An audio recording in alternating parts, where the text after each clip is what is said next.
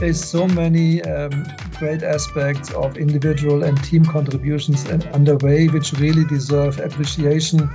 This is when I reflect about how everyone in NTO has contributed. We delivered service level close to 100%.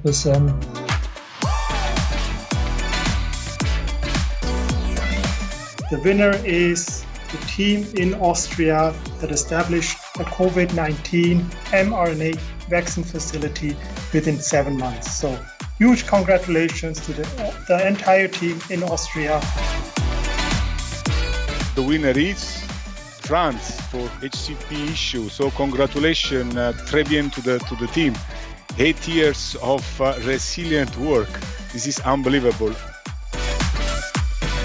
The winner of this category is our team in Egypt for the Unbossed against the odds.